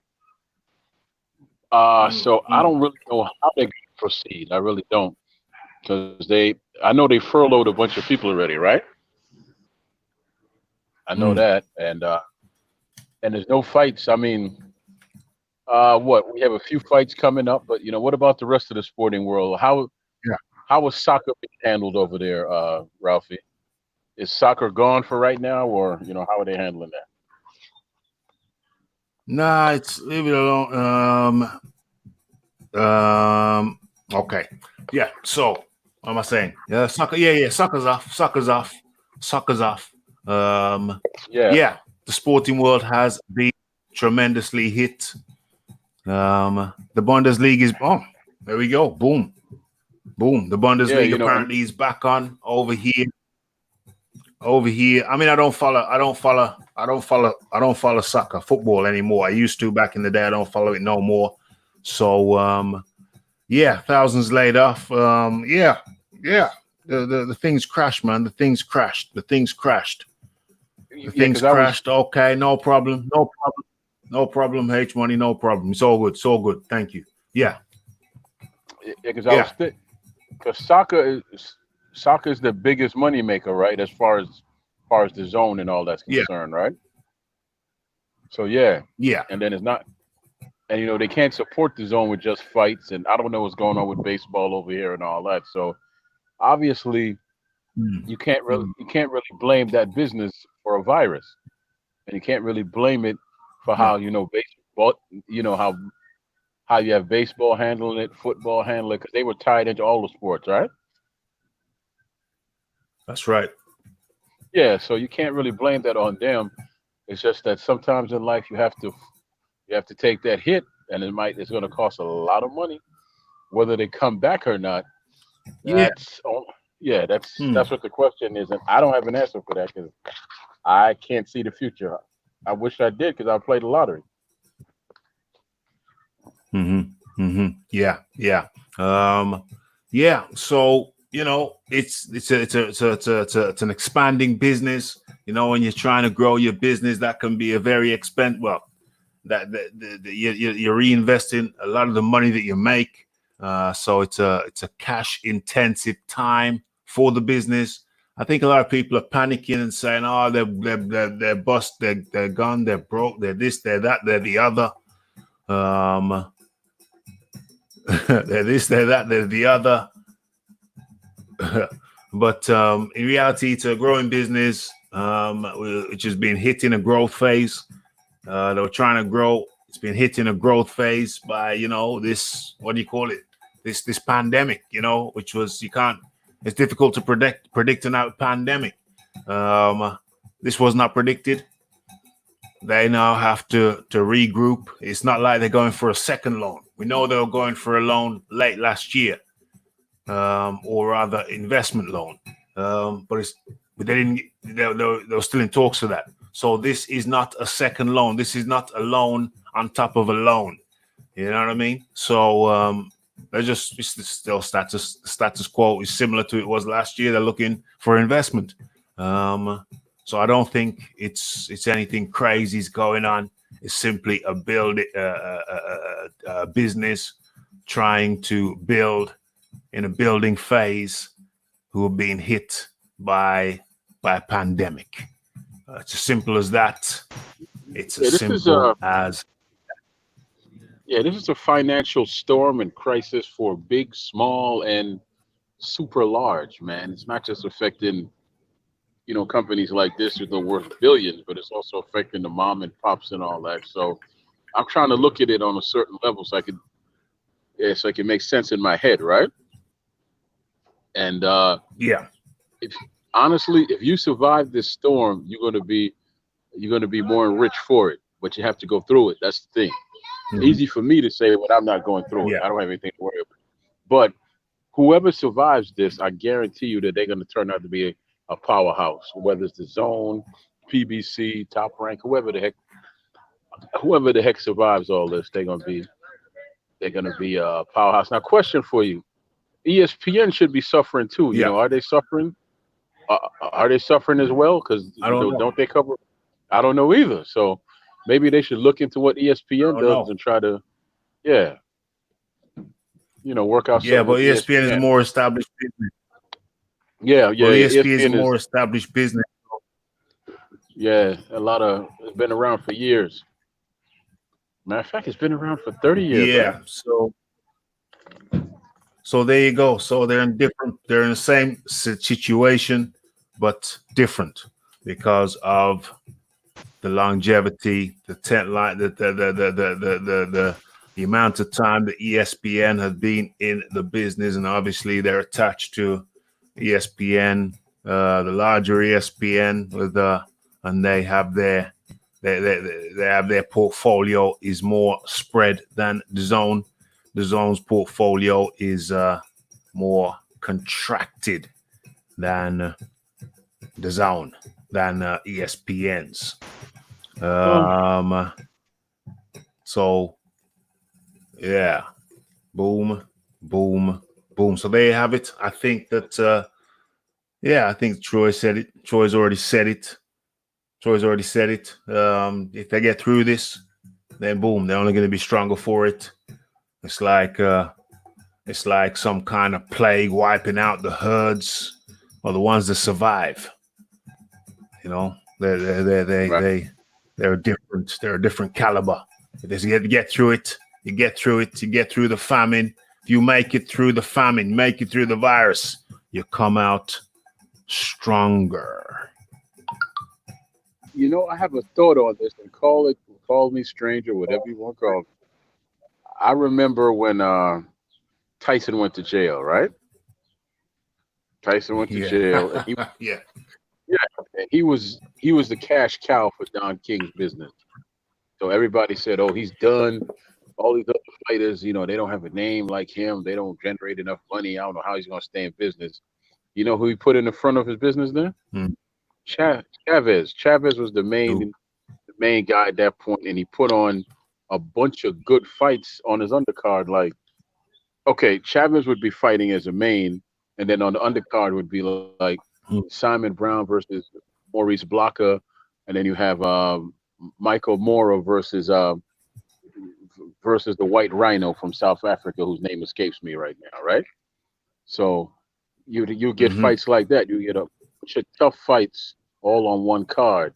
Maybe somehow the Zone could do something like that. You know, they could, what's the word I'm looking for? Consolidate, basically, is the word, and build up some, and actually go from there. I don't know if that's possible because I don't really know the ins and outs of their business because they do all sorts. But that's a thought. That's a thought, right? It's a thought. Absolutely. It is a thought. And with that thought, we move to another thought. And should I share it? Of course I should share it. Of course I should share it. Let me take it down. Let me go. I'm not a selfish type. I'm not a selfish type. So let me share. Let me go ahead and share this thing. What is that there? Let me go ahead and share this thing with you. Let me go ahead and share that. Go on. Boom. There. There you can see that now. Let me go ahead and do something else too. Let me go ahead and save this image while we're there. Yeah, let's save it as that. Where is this? Is the background? Is the background or the foreground? The background or the foreground? Let's go for the background. Let's go for the background while we share this thing. Boom, boom, boom. Okay. Screen looking nice, I must say. I like the arrangement. Like how it looks. Okay, so. Oh, am I going to change it? Am I going to change it? No, I'm not going to change it. Just leave it like that for now. Okay, so along that theme, I think I'm sharing. Am I sharing? I am not. But now I will. Okay, so along that theme, staying with that theme. There we go. There we go. There we go. Just going to touch on this real quick, real smooth like. Real smooth like. Okay, Eddie Hearn, we need to get tougher. We need to get tougher with the fighters. Eradicate easy fights for Big Mo Nai. Among the biggest challenges Eddie Hearn expects to encounter while constructing a post-pandemic schedule is convincing some boxers to accept difficult fights. The British promoter anticipates a faction of fighters pushing for tune-up fights before accepting more imposing opponents. Hearn thinks there should be less of those types of fights following the COVID-19 crisis because promoters and broadcasters must present a more appealing content for fans who will have an abundance of live sports to watch when the leagues throughout the world begin playing again. We need to get tougher with the fighters. Hearn told Chris Mannix. We do need to try and eradicate the warm-up fight, you know, the easy fight for big money. And we've got to try to be a little bit tougher and go back to them now and say, the managers and everybody understands it's not going to be easy.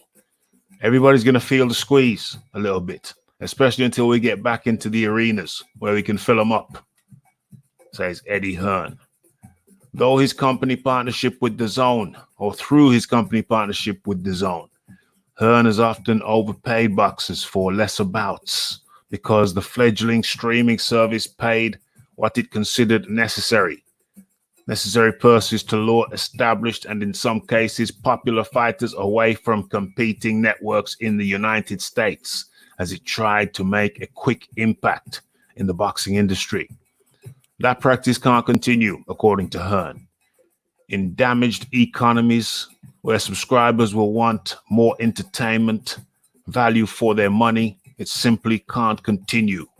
A big problem that all sports are going to have now is the competition in terms of coming back, and particularly scheduling. You know, if you look at the UK, when we come back in July, we're going to be bumping into the Premier League football. Talking about playing 3 games. They're talking about playing 3 games a day. Jeez. You know, you've got cricket. All those other sports are creating almost like these isolated environments with live content coming all day for different sports. There's going to be sports on all day. So that's something where you've got to be creative. That also means we have to create the best fights, the best schedule that we can. And that's why when I talk about the easy fights and the fights that might not be so compelling, it's really time to give those the big elbow. I'm sorry. That's not going to happen, you know? That's not going to happen. You got to get back with the big fights. Forget about the little fights. Hearns think that approach will enable boxing, though completely fragmented, to operate like the UFC in some cases. I feel like we're moving more, a little bit more towards the UFC model now, Hearn said, where it's going to be like, right, here's our schedule. You're fighting him. Oh, I'm not sure about that. Okay, no worries. You can wait. Who's up? You and you. Are you in? Yeah, I'm ready. They're up. You know? So it's going to be like more the UFC. Eddie Hearn is saying, and let me get this clear. I had not read this article prior to reading it now. And it's, I think I found the most pertinent part of the article. Eddie Hearn. This could be a video. Eddie Hearn is saying that for boxing to move forward in the post-pandemic phase, damn, it's going to have to be more like boxing. Those are the words of Eddie Hearn. It's going to have to be more like the UFC. Eddie Hearn is saying,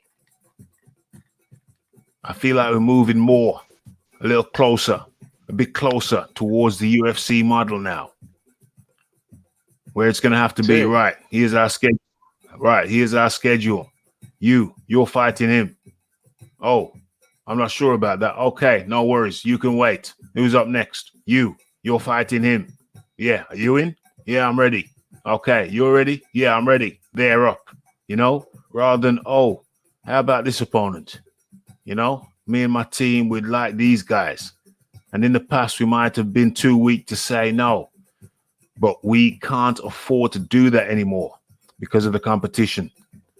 Like you just said, not just with other networks in boxing and other promoters, but other sports. We're in competition with other sports now. So we cannot afford. We have to move more towards the UFC model, where we're telling the one fighter A that he's going to fight fighter B. And if fighter B or fighter A says no, then you just put him on the side, you sit him on the bench. Boxing has got to become got to operate more along the UFC model post-pandemic. Those are the words about Eddie Hearn. So we've got to come back with a schedule that boxing fans and sports fans look at and go, yeah, I like that. I like it. We can't afford weak fights anymore. Damn. Eddie laying down the law. Eddie's laying down the law. Troy Gray.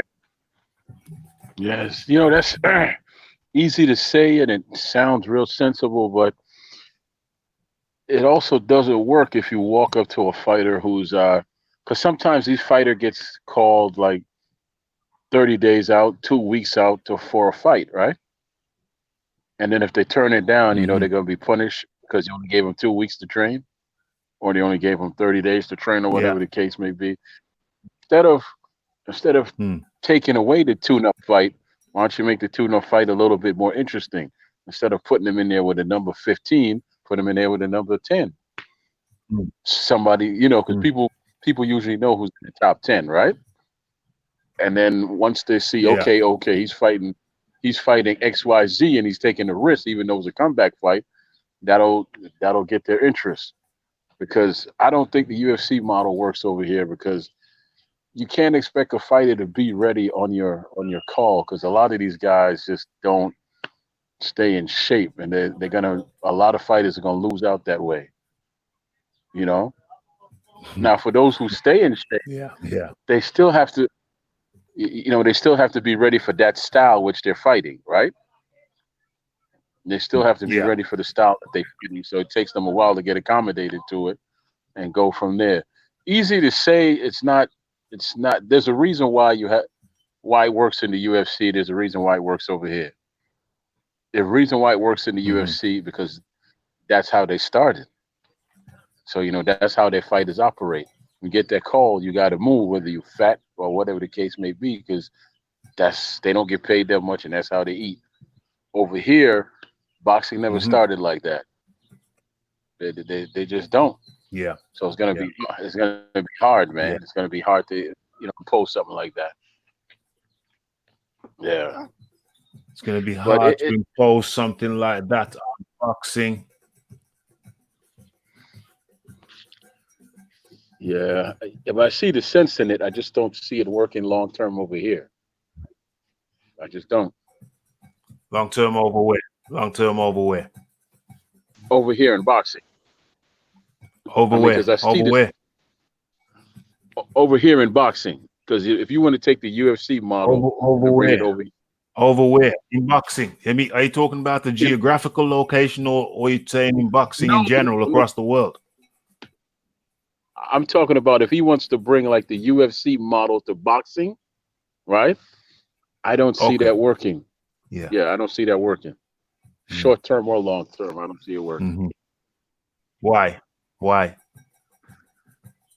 Just like I stated, man, you can't expect some of the guys, even from top to bottom, you can't expect them to be ready on a month notice and then 2 weeks notice, and sometimes 10 days out these fighters get called. It just don't work like that because they have a lot of options. Most fighters could actually go out and say like a Dillian White, if he wanted to, he could go out and put on his own card and make himself the headliner. Right? Yeah. Those guys at the UFC, they don't have that power. And then even some guys on the lower tier that drive from place. Most boxers don't have that power because it's only the rare boxer like Dillian White, top rated boxer, who is more like a free agent. There's not many free agent boxers out there. You'll be surprised, Raphie. Like a lot of guys, like on the lower level, this is their job. They don't have a promoter. No. I know the lower levels. I know the lower levels, but I'm talking about. I said high level, high caliber boxers. There's very few high caliber boxers out there who are free agents. Dillian White is one of the few. Yeah, because he's smart. He's smart and he wants to save his money. So that's another reason. But a lot of these guys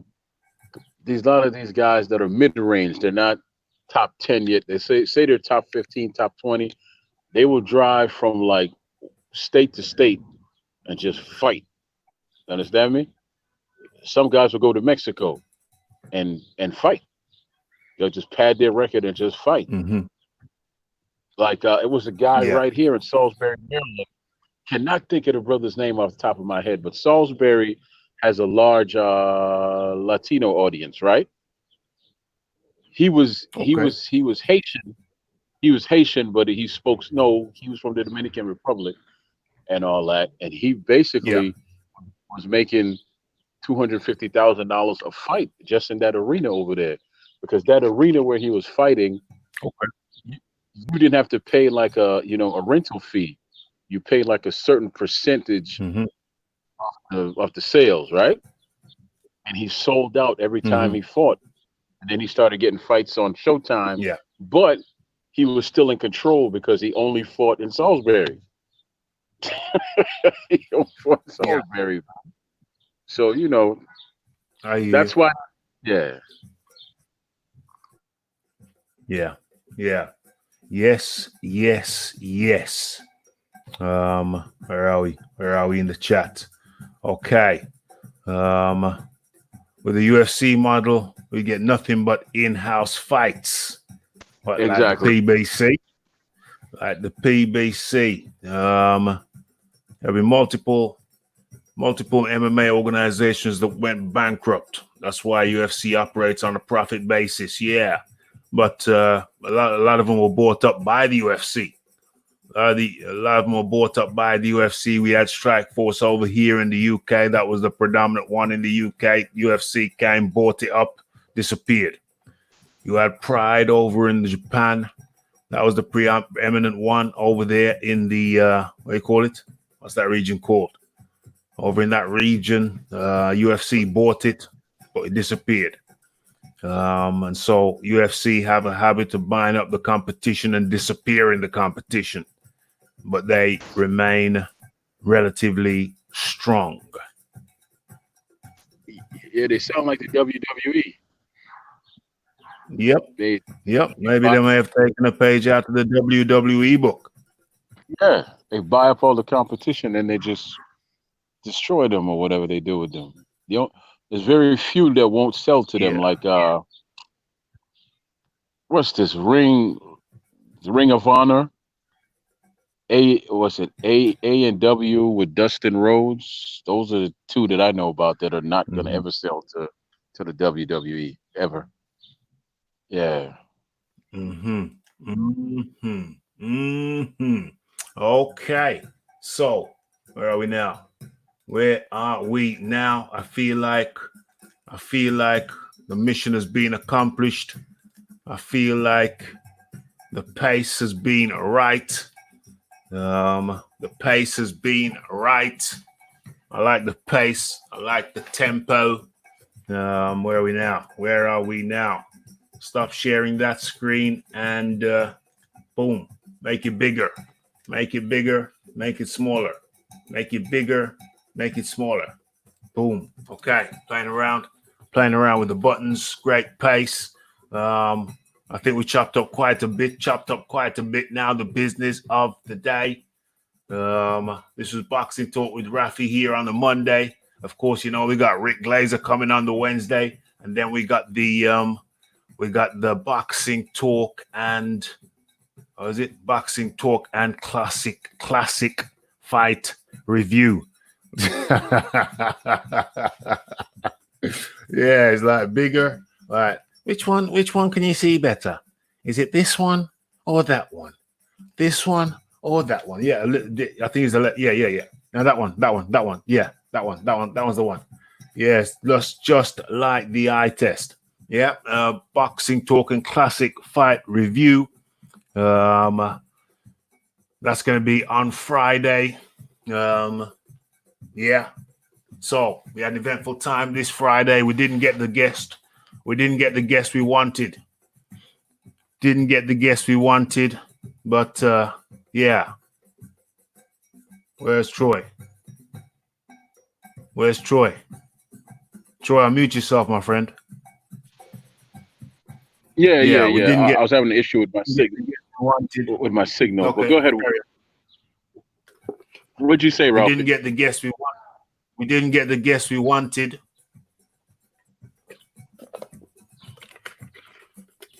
Okay. You know how I feel about that. I moved on from it. You moved on. Can Have you you hear me? contacted him? Have you contacted him? Yeah, I hear you. I hear you. I heard you say you moved on. Have you Yeah. contacted him since? Huh? Have you contacted him since? No. I've been working with two other people. I'm gonna get back to him, but I'm gonna get back to him. But I'd rather just keep working Yeah, you with these need to two get back. people, You man, need to because get back to him. Yeah, but you need to. they've been Yeah, calling but me you need back to and get forth. back to him out. So Yeah, I'm that's gonna get good. But back you with him. need to get back to I'm him gonna out of get back. courtesy. Yeah. Yeah, you need to Yeah. get back to him out I'll of get back with him. courtesy. Yeah. But this week though, and you need I'll to work on. continue that. You need to continue that relationship, and so somewhere down the line, he will come on. But you definitely need to get in contact with him, keep in contact with him, and continue that relationship, because as we've discussed previously last week Friday, getting these guys on is about forming relationships. That's what it takes. I'm talking to people. And it's a bit like fishing. You throw the bait out there, and you work with it. It ain't just throwing a hook in and then pulling it out. It's not how it works. It's like fishing. It takes time and patience. I know that, but I'll send him a text and all that, and I'll reach out to him and go from there. But I reach out to quite a few people, man, and I work with the ones that show interest, So I will definitely get back with him, and I'll have a conversation with him again and go from there. It really, That's the way to do it. No, because really it's not that difficult. that's the way to do it. No, that's the way to do it. No rush jobs. It's building relationships, nice and easy, and just get the person on when they're comfortable to come on. Right. Oh yeah. Okay. So bridges and branches. Did an interview with IFL recently. I'm sure he's willing to come on some other time. Yeah. Absolutement. Okay. What else is there? He'll definitely come on. I just got What else? to reach out to him again. Yeah, you got to reach out to him again and take it slowly. Nice and slow. No rush jobs. Told you before, it's like relationships. Almost, yeah. Just like that. Okay. And so we've come to the end of the show. It's been another good one. It's gone fast. It's nice pace. So yeah, thanks for jumping on again, Troy. We'll talk some more during the week, planning and strategizing. So what's your final words, Troy, before I close this pot baby down? Final words are, I listened to something somebody was the pal. I was listening. I do church on Facebook, right? My church has a thing on Facebook they do on Sunday, and the pastor was talking about pretty much doubt, and if you don't want to stick and stay with that, and it got me to thinking about everything that I've ever doubted. I'll give you a simple story. I'm 49 in a few months, right? I never learned how to ride a bike. Yeah, so basically, I'm buying a mountain bike, and I'm going to learn how to ride one. I'm going to teach myself. I taught my daughters. I taught my daughter, and I taught my 3 sons. Right? My daughter's 31. My sons are teenagers. I taught all of them, but I never learned.